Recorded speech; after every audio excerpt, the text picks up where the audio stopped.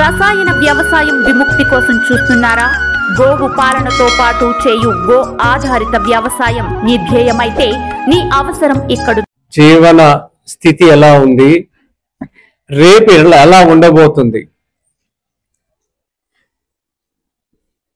భారతదేశంలో మన స్థానం ఎలా ఉంది? మన రాష్ట్రం, మనం చాలా దూరంగా ఉన్నాం.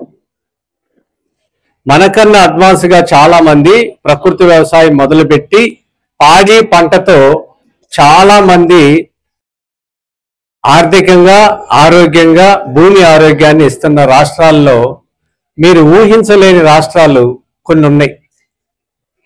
ఎంత బాగా చేస్తారంటే, మనం ఈ తరహాగా కలిసికట్టిగా పనిచేస్తే ఒక 5 సంవత్సరాలు చేసినా కూడా అందుకోలేని దూరంలో ఉన్న రాష్ట్రాలు కర్ణాటక.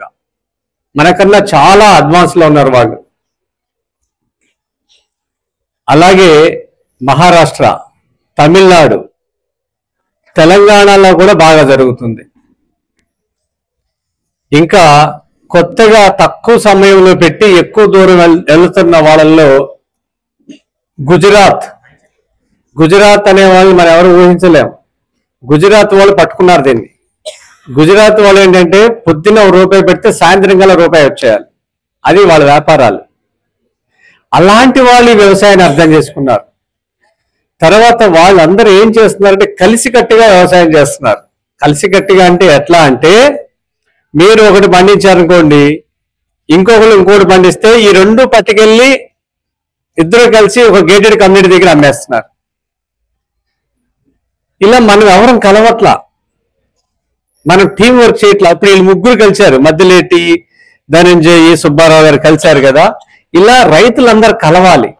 అందరూ అన్ని ఎప్పటికీ పండించలేరు ఈ భూమి మీద, అది సాధ్యం కాదు.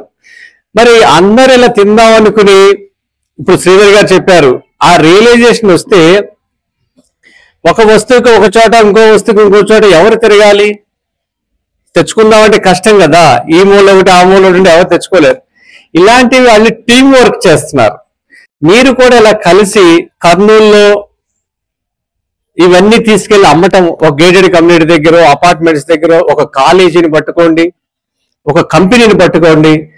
అక్కడ ఆ మేనేజ్మెంట్ వాళ్ళతో మాట్లాడి మీరు 10 మంది వెళ్తే 10 మంది రైతులు వెళ్తే ఖచ్చితంగా గౌరవిస్తారు, వాళ్ళు సమయం ఇస్తారు. ఒక్కళ్ళే వెళ్తే పట్టించుకోరు. నంద్యాల నుంచి 10 మంది రైతులు వచ్చారంటే ఎవరైనా గుర్తిస్తారు. ఇలా మీరు టీం వర్క్ చేసుకోవాలి. ఇలా చేసుకుని మీరు అందరూ కలిసికట్టుగా ఉంటే ఇది ముందుకు వెళుతుంది. లేకపోతే ఇది ఇలాగే ఉంటుంది. రేపు ఇంకా ముందుకెళ్ళాలి అనే దాంట్లో ఈ ప్రోగ్రాం అయిన తర్వాత మీరు దీన్ని ముందుకు తీసుకెళ్లే ప్రయత్నంలో మీరు వ్యవసాయం చేసుకుంటూ మీ జిల్లాని ముందుకు తీసుకెళ్దాం అనుకునే వాళ్ళు, అలాంటి ఆలోచనలో ఉన్నవాళ్ళు, అలా సమయం ఇచ్చేవాళ్ళు ఎవరైనా ఉన్నారా ఇక్కడ?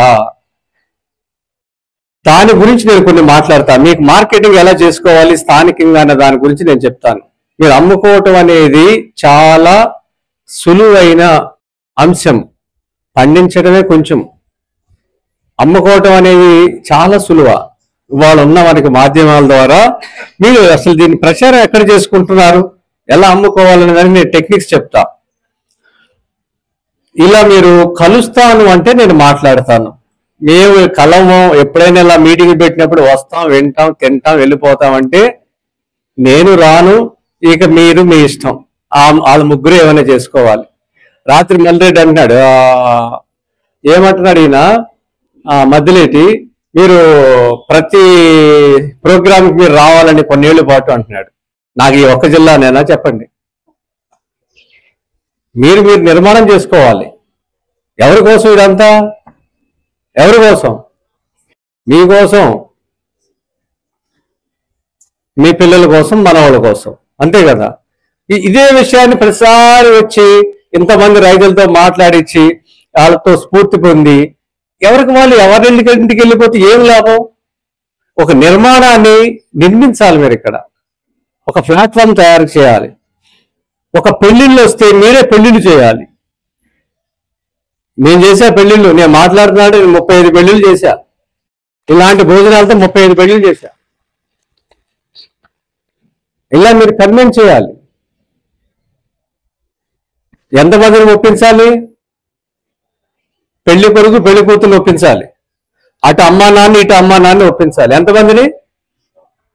6 ఒప్పించాలి. 6 ఒప్పించి 35 పెళ్లి చేసావంటే సామాన్య విషయమా?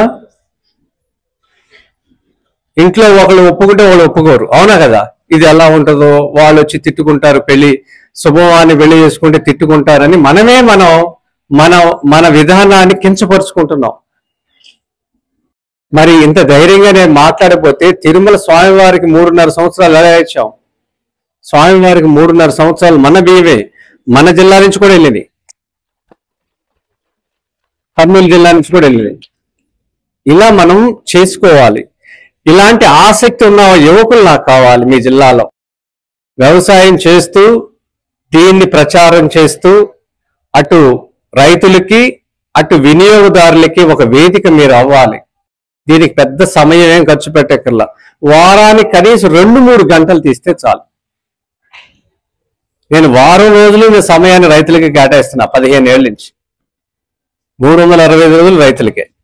మిమ్మల్ని అలా కోరుకోవట్లా, మిమ్మల్ని కోరుకునేది వారానికి 2-3 గంటలు. ఆ సమయం ధర్మబద్ధంగా ఉండాలి. మనస వాచ కర్మణ, మనసులో ఏముందో చేసే పనులు అది ఉండాలి, అది ఆచరించాలి. ఒక్క చెయ్యి పైకి లెగట్లా, మరి ఎందుకు రావాలి నేను ఇక్కడికి? ఆవేశంగా ఎత్తమాకని చేతులు, ఆవేశంగా అస్సలు ఎత్తొద్దు. వారం రోజుల్లో 2-3 గంటలు సమయం ఇస్తున్న వాళ్ళు ఎవరు అనేది మీరు మళ్ళీ చెప్తున్నా, మీ మనవాళ్ళ కోసం మీరు చేయాలి. ఊరికి చేతులు ఎత్తద్దు, నన్ను మెప్పించడానికి అస్సలు వద్దు. ఇప్పుడు దీన్ని ఎవరు రికార్డ్ చేసుకుంటారు? వీళ్ళందరి పేర్లు ఎవరు ముందుకు వస్తారో వాళ్ళు నుంచోండి. మీరే సమన్వయం చేయాలి, మీరే నాతో మాట్లాడాలి. ఇప్పుడు చేతులు ఎత్తిన వాళ్ళందరూ ఒక 2 లేదా 3 నాకు నిలబడాలి. ఇక్కడ నంద్యాలలో వీళ్ళు ఉన్నారు నాకు అనేవాళ్ళు నిలబడాలి. ఎవరు లేవు, మరి లేవాలి. మీరు లెగిస్తేనే నాకు తెలిసింది. మీరే వీళ్ళందరి నెంబర్లు రాసుకుని మీతో నేను మాట్లాడుతూ ఉంటా ఫర్దర్గా ఈ ప్రోగ్రామ్స్ ఎలా చేద్దాం అనే దానికి. రండి.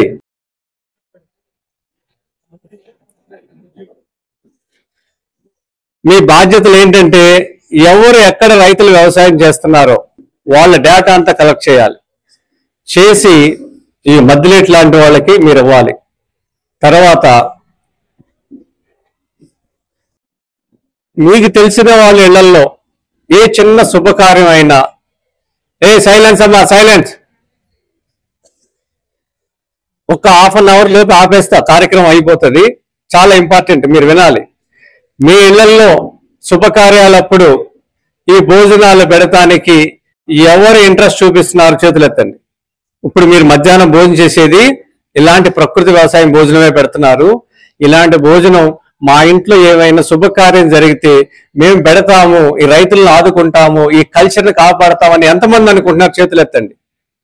ఇగో వీళ్ళ నెంబర్లు అన్ని కూడా మీరు రాసుకోవాలి. ఇప్పుడు రాసుకుని వాళ్ళ ఇంట్లో ఏ శుభకార్యమైనా వీళ్ళ కాంటాక్ట్ లో ఉండాలి. అప్పుడు ఇక్కడ మాట్లాడారు కదా ఇందాక హరిప్రసాద, హరి, ఇలాంటి వాళ్ళ దగ్గర వంటలు నైపుణ్యాన్ని మీరు నేర్చుకుని, లేకపోతే వంట వాళ్ళు కావాలని నేను పంపిస్తా. నేను 2-3 తయారు చేశా, రైతుల్నే వంట వాళ్ళుగా మార్చాను నేను. వాళ్ళు వచ్చి భోజనాలు చేస్తారు. ఇలా మీ ఇళ్లలో చేయాలి. మన ఇళ్లలో ఏ శుభకార్యం అయినా సరే నాన్ వెజ్ వండకూడదు. ఫస్ట్ అది గుర్తుపెట్టుకోండి. బిర్యానీలు అస్సలు వండకూడదు.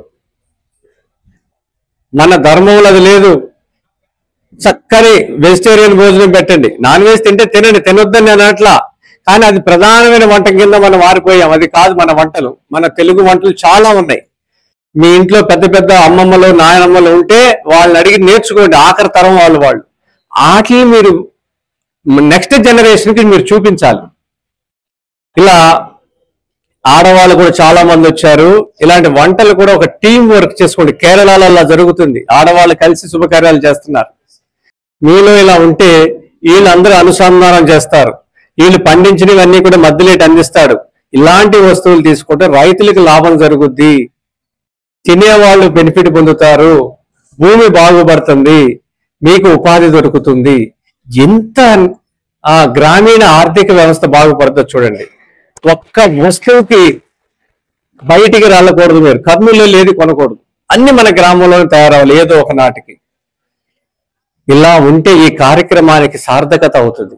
లేకపోతే మళ్ళీ ఇంకోసారి వచ్చి మాట్లాడి వీళ్ళు పెట్టే భోజనాలు తిని మా సమయాన్ని వేస్ట్ చేసుకుని ఎందుకు ఈ ప్రయాస ఎన్నాళ్ళు చేయాలి? ఇలా ఒకటైతే తెలిసిపోయింది, మనం తప్పు దారిలోకి వెళ్ళిపోయాం, వెనక్కి రావాలి. ఇదైతే వాస్తవం కదా? చెప్పండి, మీ అందరికి రేపు ఎక్కువ డబ్బులు కావాలా? మీ కొడుకులకి మన వాళ్ళకి ఎక్కువ ఆరోగ్యం కావాలా? ఏది కావాలి చెప్పండి? గట్టిగా చెప్పాలి, ఇంకా గట్టిగా కదా? మరి దీని వైపు అడుగులు ఇయ్యి. మీ అడుగులు ఎలా ఉండాలి? మీ ఆలోచనలు ఎలా ఉండాలి? నిరంతరం మీరు ఆలోచన చేయాలి. ఏ చిన్న కార్యక్రమం జరిగినా మేము ఇలా పెళ్లిళ్ళు చేస్తే ఫస్ట్ ఒక పెళ్లికి మమ్మల్ని పిలిచారు. ఆయన చాలా పెద్ద సంపన్నుడు. తీరా వెళ్తే అందరూ ఏమనుకుంటారని ఒక భయం. ఆ క్రమంలో ఆయనకి ఏం చెప్పాను తెలుసా? 2 ఐటెంలతో స్టార్ట్ చేస్తామండి, ప్రతిమాయన్ని మీ ఇష్టొచ్చుడు పెట్టుకోండి. ఆ 2 ఐటెంలకి కౌంటర్ పక్కన పెట్టాం. వాళ్ళ అన్ని చెత్త ఐటమ్స్ అన్ని విడిగా ఉన్నాయి. మా రెండిటిని ఫస్ట్ మా దగ్గరికి ఎవరు రాలా, అందరూ అటే పరిగెత్తారు. ఎక్కువ ఉన్నాయి కదా, ఒక్కొక్కరు పిలిచి కొంచెం పెట్టాం. అమ్మ పెట్టుద్దే పిల్లోడికి పిలిచి నాయన వచ్చింది. వాళ్ళు నలుగురు పెట్టగా నా నలుగురు అనిపించారే రాండ్రా ఫస్ట్ ఇక్కడ రాండ్రా అని. ఫస్ట్ ఇది అయిపోయింది మాది. ఇట్లా అలవాటు చేయాలి. వాళ్ళు ఒప్పుకోకపోతే మీ ఇళ్లలో 2 ఐటెంలు మాకు ఉండని చిన్నగా దూరాలి మనం, అంతే. ఆ తెల్లోడు టీ అలవాటు చేశాడుగా ఫస్ట్ మనకి, అలాగే మనం కూడా ఇలాగే వెళ్ళాలి. ఏదో ఒక నాటికి మనం ఆ రోజులు మళ్ళీ చూడాలి. ఈ భూమి మీద నుంచి వెళ్ళిపోయే లోపు చూడాలి. ఇది మీ అందరికీ పట్టుదల ఎక్కువ, మీరందరూ ఇలా చేయాలి. లేకపోతే ఒక భయంకరమైన జబ్బుతో బాధపడుతున్నారు. మీలో ఎంతమందికి తెలుసో లేదో నాకు తెలియదు, కానీ అది బుద్ధిమాన్యం అంటారు. ఆటిజం అనే ఒక జబ్బు వస్తుంది. తెలుసా మీ అందరికి? అది ఆటిజం అనేది. అమెరికాలో ఉన్న మన తెలుగు వాళ్ళందరూ ఇండియా వచ్చేస్తున్నారు. మా కార్యాలయానికి ఎక్కువ మంది వస్తున్నారు. మేము అనుకున్నాము, ఇప్పుడు ఇక్కడ మహేశ్వరయ్య మాట్లాడారు కదా, ఇలా ఒక మంచి ధర్మం కోసం మళ్ళీ భూమిని బాగు చేయడానికి వీళ్ళందరూ వచ్చేస్తున్నారని మేము ఆరాటపడేవాళ్ళం. వాళ్ళు ఎందుకు వచ్చారంటే వాళ్ళ కొడుక్కి ఆటిజం, వాళ్ళ అమ్మాయికి ఆటిజం. అక్కడ మందులు లేవు, ఆ పిల్లల్ని పెంచలేరు, మంచి ఆహారం తినట్లేదని అర్థం చేసుకుని ఇప్పుడు వస్తున్నారు. అంటే ఒక ఎదురు దెబ్బ తగిలినాక మా దగ్గరికి వస్తున్నారు. అంతేగాని ఇక్కడ వ్యవసాయం చేయాలి, గ్రామాన్ని నిలబెట్టాలి, గోవు పోయింది, మన ఆరోగ్యాలు పోయింది, మట్టి ఆరోగ్యం పోయిందని ఎవరు బాధపట్ల. ఒక దెబ్బ తగిలినాక వస్తున్నారు. దెబ్బ తగిలినాక ఇంకేముంది, జీవితమే నాశనం అయిపోయింది. ఆ ఆటిజం అనేది ఎంత ప్రమాదకరమో తెలుసా మీ అందరికీ?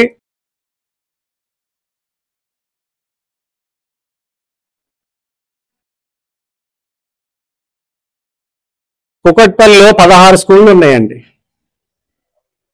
కుకట్పల్లి ఒక్క ప్రాంతంలో, భాగ్యనగరంలో కుకట్పల్లి అనేది చిన్న ప్లేస్, దాంట్లో 16 స్కూళ్ళు ఉన్నాయి. ఆ ప్రాంతంలో క్లాస్కి స్కూల్లో 50 మంది ఉంటారు.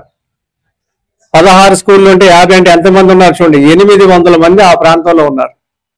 వీళ్ళని పెంచటం అనేది చావు కన్నా ప్రమాదకరమైంది. అని ఉంటుందా? ఉండదు కదా. దానికన్నా ప్రమాదకరమైంది ఆటిజం. ఎందుకంటే రోజు చావే. ఆ పిల్లోని పెంచటంలో నరక యాతన పడతారు తల్లిదండ్రులు. నా తెలిసిన మిత్రులు వాళ్ళ బ్రదర్లాకి వస్తే సంపన్నులు, కుటుంబానికి 4 కార్లు ఉన్నాయి, పెద్ద ఆస్తులు ఉన్నాయి. ఏం కోరుకున్నారు తెలుసా? నా ఎదురుగా మేము ఏదైనా నేషనల్ హైవే మీద ప్రయాణం చేసినప్పుడు మా కారు యాక్సిడెంట్ లో చచ్చిపోవాలి మేమందరం కోరుకున్నాం. నా ఎదురుగా నేను విన్నాను. మేము అలా చచ్చిపోవాలి ఒకేసారి, ఆ పిల్లల్ని పెంచలేకపోతున్నాం అన్నాడు. అలా అని ఒక నెల రోజుల్లోనే సూసైడ్ చేసుకున్నారు. ఇంట్లో వాళ్ళందరూ చచ్చిపోయారు. డబ్బులు ఎక్కడ ఉపయోగపడినాయి? దేనికి ఉపయోగపడినాయి డబ్బులు? ఎవరి కోసం మన ఈ పరిగెట్లు? ఇలాంటివి ఎక్కువ అవుతున్నాయి భారతదేశంలో. ఆటిజం అనేది అమ్మా నాన్న ఎవరు గుర్తుపట్టలేరు వాడు. ఆ పిల్లోడు అమ్మా నాన్నని గుర్తుపట్టలేడు, గుర్తుపట్టినా మాట్లాడలేడు. చీకట్లో ఉంటాకి ఇష్టపడతాడు, గిల్లుతాడు, పడేస్తాడు, నలుగురిలోకి రాడు. ఇలాంటి లక్షణాలన్నీ ఆ పిల్లల్లో ఉంటాయి. ఇలాంటి పిల్లలు మన భారతదేశంలో పెరుగుతున్నారు. దేశ నిర్మాణానికి, జాతి నిర్మాణానికి వీళ్ళు ఉపయోగపడరు. మీరు మారకపోతే అది గ్రామాల్లో కూడా వచ్చే ప్రమాదం ఉంది. విజయవాడలో 300 మంది ఉన్నారు. తల్లిదండ్రుల్ని వాళ్ళని వదిలేసేసి ఒక తండ్రి వాళ్ళ కూతురికి వస్తే ఆ కూతుర్ని ఇంట్లో పెట్టుకుని కూర్చుంటే పేరెంట్స్ నిర్దాక్షిణ్యంగా రాత్రిపూట వచ్చి అక్కడ వదిలిపెట్టేసి వెళ్ళిపోయారు. తల్లిదండ్రులు 300 మంది తల్లిదండ్రులు వెళ్ళిపోయారు. కన్న కొడుకుని అలా వదిలిపెట్టేసి ఎలా వెళ్తారో తల్లిదండ్రులు చెప్పండి. ఓపికలు లేవు, సహనం లేదు, వీళ్ళని పెంచలేరు, సమాజంలోకి రాలేరు, ఏ పెళ్లిళ్ళకి వెళ్ళలేరు, వాళ్ళని ఎక్కడికి తీసుకువెళ్ళలేరు. ఇంటికి వస్తే అరుస్తారు పిల్లలు. ఎంత నరకమో చూడండి ఇది.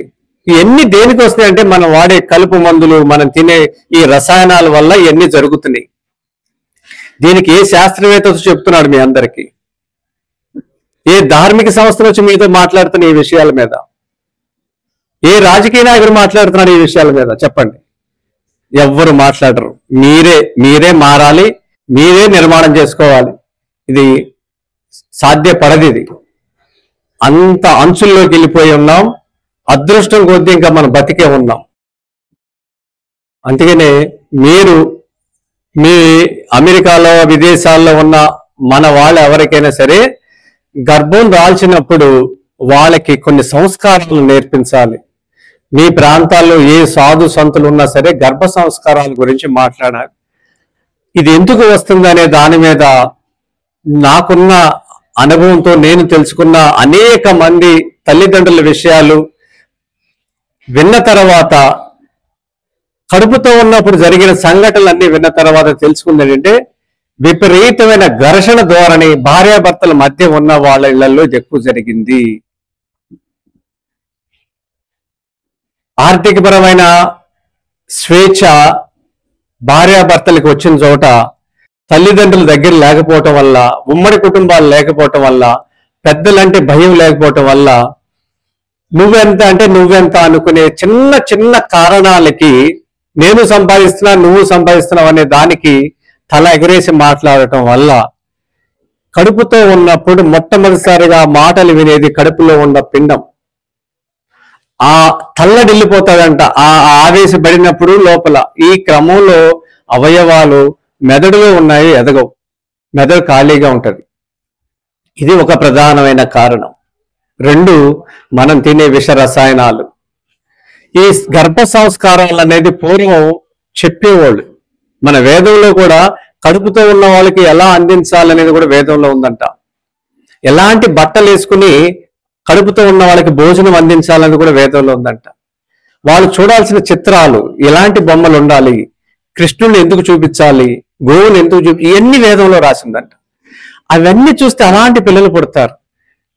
ఇలాంటి మానసిక ఒత్తిడిలో డబ్బు సంపాదించాలని చూస్తున్నాం కానీ పిల్లోడి భవిష్యత్తు ఏమైపోతుంది? ఈ సంస్కారాల వల్ల జరుగుతుంది.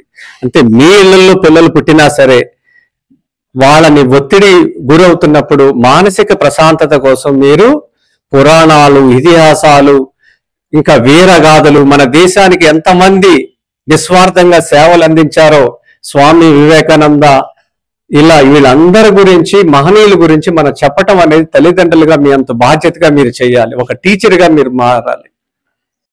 ఇది కేవలం పండించుకుంది వ్యవసాయం, ఇలాంటి ఆహారం తిందామని నంద్యాలు ఎంతమంది ఉంటే ఇక్కడ మహా అంటే ఒక 500 మందో 1000 మందో వచ్చారు. ఈ అవకాశం భగవంతుడు మీకు మాత్రమే ఇచ్చాడు. ఈ ప్రచారం 2-3 నెలల నుంచి చేశారు. మరి మీరే మాత్రం ఎందుకు వచ్చారు ఇక్కడికి? వేరే వాళ్ళు ఎందుకు రాలిపోయారు? వాళ్ళకి యోగ్యత లేదు ఇక్కడ.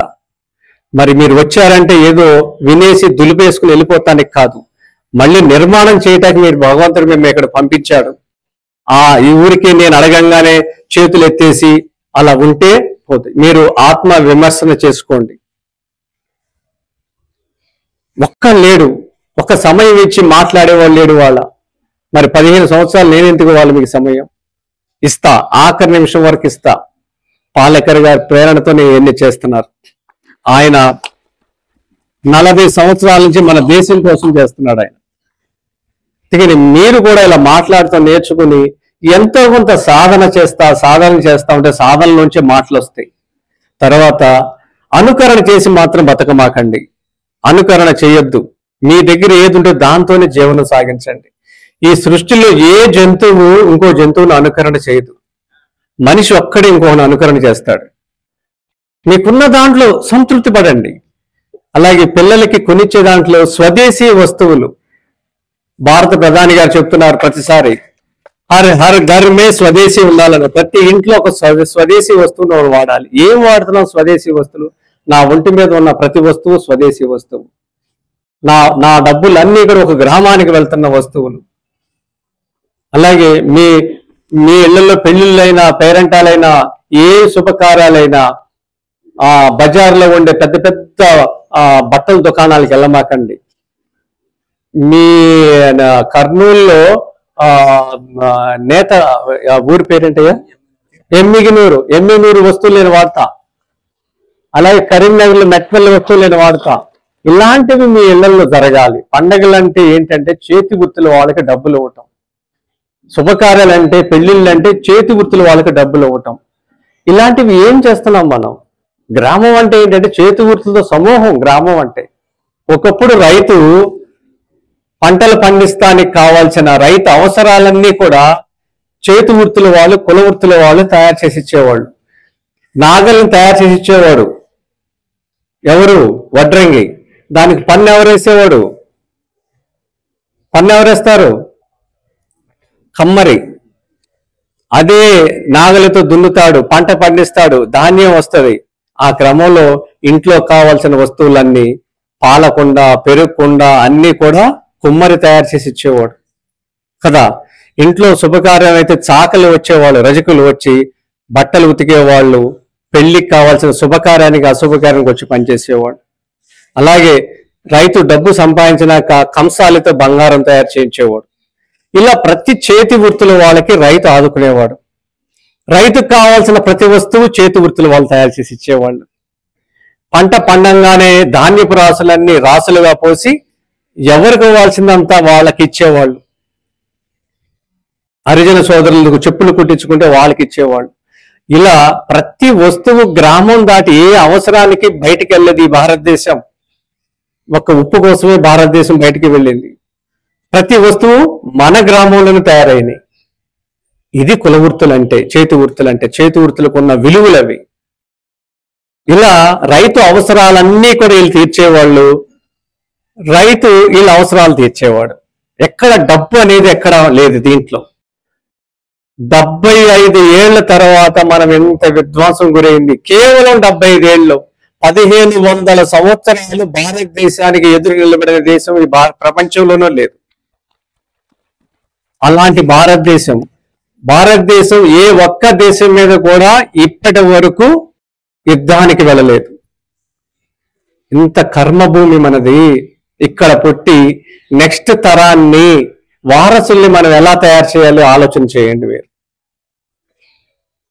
రాజీవ్ దీక్షిత్ గారు, సుభాష్ పాలేకర్ గారు దేశం కోసం అహర్నిశలు కష్టపడుతూనే ఉన్నారు. మరి స్వదేశీ అనే భావన మనలో ఎప్పుడు వస్తుంది చెప్పండి? మీలో ఇక్కడ యువకులు చాలా మంది ఉన్నారు. మన ధర్మంలో ప్రతి పండగలోనూ కల్చర్లోనూ చేతి వృత్తులతో ముడిపడి ఉన్నది. నేను 5 జిల్లాల్లో గత 15 సంవత్సరాలుగా చెరువులు, వాటర్ బాడీస్, మన నదులు, సరస్సులు, కుంటలు, బావులు ఎక్కడైతే ఉన్నాయో అవన్నీ కూడా 40 సంవత్సరాల నుంచి ముంబైలో ఉన్న కల్చర్ని తీసుకొచ్చి మనం హైదరాబాద్ ద్వారా అన్ని రాష్ట్రాలకి, అన్ని జిల్లాలకి వ్యాపించేసాం. ప్లాస్టర్ ఆఫ్ ప్యారిస్ అనేది ఒక పరిశ్రమ నుంచి తయారు చేసిన వస్తువుతో, పండగ పేరుతో మనం 2వ శతాబ్దం నుంచి నిర్మాణం చేసిన భారతదేశంలో ఉన్న చెరువులన్నీ సర్వనాశనం చేశాము. ప్రకృతి దేవుడు, భగవంతుడు ఇలా ఒప్పుకోడు, ఇష్టపడాడు. వినాయకుడు ఇలా పండగలు చేసుకుంటే ఇష్టపడాడు. ప్లాస్టర్ ఆఫ్ ప్యారిస్ తో పండగ చేసి నిమజ్జనం చేసిన ఆ శుద్ధలో ఒక వరి విత్తనం పెడితే మొక్కమూలు శుద్ధ లేదా చెప్పండి? మొలచదు. మరి దీంతో పండగ చేస్తే స్వామి ఎలా మిమ్మల్ని మెచ్చుకుంటాడు చెప్పండి? చెరువులన్నీ సర్వనాశనం అయిపోయినాయి, మట్టిలో ఒక విత్తనం పెడితే మొలసుద్ది. అలాంటి మట్టితోనే విగ్రహం తయారు చేయాలి. అలాంటి విగ్రహాలని నేను 5 అడుగుల నుంచి 15-20 అడుగులు కూడా మట్టితో తయారు చేసే విగ్రహాల్ని నేను కళాకారుల్ని తయారు చేయించుకున్నాను. వాళ్ళు వెస్ట్ బెంగాల్ సంబంధించిన కుమ్మరులు 15 ఏళ్ళ నుంచి మన దగ్గర పనిచేస్తున్నారు. ఎంతమంది ఉన్నారు? 200 మంది ఆంధ్రప్రదేశ్ తెలంగాణలో ఈ పని నేర్చుకుని ఈ పని ఉపాధి పొందుతున్నారు. ఇది మన కుమ్మర్లకి నేర్పించాలి. కుమ్మర్లకు నేర్పిస్తే ఇక్కడ మీరు రైతులు మీరు నిలబడండి. వినాయక చవితికి 4 రోజుల ముందు మీరు సమయం కేటాయిస్తే చాలు. మీరు ఇలాంటి షెడ్ ఇవ్వండి చాలు. ఆ కుమ్మర్లు వచ్చి ఇక్కడ పని చేస్తారు. మన కుమ్మర్లకు అనుసంధానం చేయండి. ఆ విగ్రహం తయారు చేయడానికి వాళ్ళు వాడేది వెదురు కట్టే, గడ్డితోనే తాళతోనే వినాయకుడి విగ్రహాన్ని కట్టేస్తారు. షేపు కట్టి దాన్ని వెదురులో కూర్చోబెడతారు. పైన ఆ గడ్డికి లేపనం చేసి వినాయకుడి షేప్ చేస్తారు. దాని మీద ఆవు పేడ గంగమట్టితో ఫైనల్ టచ్ చేస్తారు. ఎంత అద్భుతంగా ఉంటాడంటే అది చెరువుకి గాని చెరువు మీద ఆధారపడే జీవరాశులు గాని ఇసుమంతా కూడా నష్టం చేయవు, పంట పొలాలకు కూడా నష్టం చేయవు. ఇలాంటివి మన సంస్కృతిలో భాగం. అలాంటిది మనం సంస్కృతిలో లేని వస్తువుతో పండగలు చేసుకుని 40 ఏళ్ళు అయిపోయింది. 75 ఏళ్ళ నుంచి హరిత విప్లవంతో నాశనం అయ్యాం. ఇప్పుడు ఇంకా ఏం మిగిలిందని మనకి చెప్పండి? ఇక్కడ ఏం మిగిలి ఉంది ఇక్కడ చెప్పండి? అందుకనే మీరు వ్యవసాయం చేస్తూ ఇలాంటి అవుట్లెట్స్ పెట్టుకుంటూ ఇలాంటి పెళ్లిళ్ళు చేస్తూ ఇలాంటి పండగలప్పుడు ఈ పనులు చేస్తానికి మీకు ఇంట్రెస్ట్ అయితే నేర్పిస్తాక నేనున్నా. మీ ఊరికి నేను కుమ్మర్లు పంపిస్తా. 1 సంవత్సరం వాళ్ళు వస్తే మీ కుమ్మర్లకి వాళ్ళు అనుసంధానం చేసుకోండి. దీన్ని ఒక వాణిజ్యపరంగానే చేయండి. మరి ఇది ప్లాస్టర్ ఆఫ్ ప్యారిస్ లేకుండా ఒక ప్రత్యామ్నాయ వస్తువుని మనం ముందు తరాల వాళ్ళకి చూపించిన వాళ్ళం అవుతాం. ఇలా ప్రతి పండగలోనూ ఇలాంటి గుర్తులు ఉన్నాయి. ప్రతి పండగలో ఉన్నాయి. మనం ఏది కూడా ఒక పరిశ్రమ నుంచి తయారైన వస్తువుల్ని మనం ఎప్పటికీ ప్రోత్సహించకూడదు, ఉపయోగించకూడదు. ఉపయోగించిన కొద్దీ పంచభూతాలన్నీ సర్వనాశనం అవుతాయి, భూతాపం పెరుగుద్ది. అందుకని ఇలాంటివి మానేయాలి. అలాగే మీ ఇళ్లలో ఎవరైనా అతిథులు వస్తే కూల్ డ్రింక్స్ తీసుకొచ్చి ఇస్తున్న వాళ్ళు ఎంతమంది ఉన్నారు? చేతులు ఎత్తండి. కూల్ డ్రింకులు చేతులు ఎత్తాలి. కూల్ డ్రింక్ తాగుతున్న వాళ్ళు ఎంతమంది ఉన్నారు? మీరు ఎత్తట్లేదు. కూల్ డ్రింకు మీరు తాగారంటే ఇప్పుడు స్వామివారి భూగర్భం నుంచి నీళ్ళు వస్తున్నాయి కదా, ఏమి నీళ్ళు అవి? ఎక్కడి నుంచి వస్తున్నాయి? మహానందిలో. దాని అంతు కట్టుకున్నారు ఎవరైనా? ఆ నీటిని మీరు అవమానించినట్టే. ఆ నీటిని అవమానించినట్టే. మీరు కూల్ డ్రింక్ తాగారంటే ఇది విదేశీ సంస్కృతి. ఏ ఒక్కళ్ళు కూడా దేశం మీద మన ధర్మం మీద మీకు గౌరవం ఉంటే భక్తి ఉంటే ఒక్క కూల్ డ్రింక్ మీ పిల్లలకు కానీ మీరు కానీ తాగమాకండి. ఒక్క కిన్లే బాటు మీరు కొనమాకండి. నేను ఇంతవరకు ఎప్పుడు కూడా ఒక్క వాటర్ బాటిల్ కొనలేదు. ఇవి మన సంస్కృతి కాదు. నీటి మీద యుద్ధాలు వస్తాయి అని విన్నాం కదా. నీటి యుద్ధాలు వస్తాయని విన్నావా లేదా? ఎప్పుడు వస్తాయి అవి? ఎప్పుడు వస్తాయి యుద్ధాలు? నీటి యుద్ధాలు వచ్చి 20 ఏళ్ళు మీరు కిన్లే వాటర్ బాటిల్ అక్వాఫైనా కొంటున్నారు. అది యుద్ధంతో సమానమే. యుద్ధం అంటే బాంబులు వేయటం కాదు. రూపాయి ఉన్న నీళ్ళని మీకు 25 రూపాయలకు అమ్ముతున్నారు. అదే యుద్ధం అంటే, ఆర్థికపరమైన యుద్ధం. ఇలా మీరు నీటిని కొని చేయకూడదు. మనం భారతదేశంలో ఉన్నాం, ఎడారి దేశంలో లేము. మనది సస్యశ్యామలమైన దేశం, 3 కాలాలు సమశీతోష్ణ స్థితి గల దేశం ఈ భారతదేశం. ఎడారి దేశం కాదు. అందుకని మనం ఏది కొనుక్కోకర్లా. తర్వాత ఈ డబ్బా నీళ్ళు తాగుతున్నారు చూసారా? ఆ డబ్బా నీళ్ళు మీరు తాగమాకండి. డబ్బా నీళ్ళు తాగితే బోన్స్ అరిగిపోతాయి, కీళ్ళు అరిగిపోతాయి. మరి ఎట్లా బతికేది మేము? ఇక్కడ ఆవులు ఎవరి దగ్గర అయితే ఉన్నాయో, లేదా గోశాలలు ఎవరి దగ్గర ఉన్నాయో, ఆవు పేడ తెచ్చుకుని పిడకలు తయారు చేసుకోండి. పిడకని రోజు ఉదయం పూట వెలిగిస్తే దీన్ని అగ్నిహోత్రం అంటారు. దీన్ని వెలిగిస్తే వాయువు శుద్ధి అవుద్ది. మనం ఇంట్లో పొద్దున్న లేవగానే ఏం చేస్తాం? కింద అంటే ఇల్లు శుభ్రం చేసుకుంటున్నాం కదా. మరి వాయువుని శుభ్రం చేయడం ఎట్లా? వాయువు మనకు కనపడుతుందా? ఆ వాయువుని శుభ్రం చేసేది, శుద్ధి చేసేది అగ్నిహోత్రం. గుర్తుపెట్టుకోండి. చెడు వాయువుల్ని హరింపచేస్తుంది, చెడు బ్యాక్టీరియాని హరింపచేస్తుంది. ఇది శాస్త్రీయం, నమ్మకాలు కాదు, మూఢనమ్మకాలు కాదు. ఇది మీరు వెలిగించాలి. ఇది నేను 16 సంవత్సరాలు చేస్తున్నాను. 16 ఏళ్లలో నేను ఒక్కరోజు హాస్పిటల్కి వెళ్ళలేదు, ఒక్క సింగిల్ టాబ్లెట్ వాడలేదు. నా వయసు ఇప్పుడు 56 సంవత్సరాలు. 56 సంవత్సరాల నుంచి నేను ఇలా ఉన్నాను. గత 16 సంవత్సరాల నుంచి వ్యవసాయం ప్రచారం చేస్తున్నాను. అనేక ప్రాంతాల్లో నీళ్లు తాగుతాను. ఈ రోజు కూడా వచ్చేటప్పుడు మా దిలీప్ గారు ఆ గుండంలో దిగి నీళ్లు పట్టుకొచ్చారు. ఆ నీళ్ళే నా ఫ్లాస్కోలో ఉన్నాయి.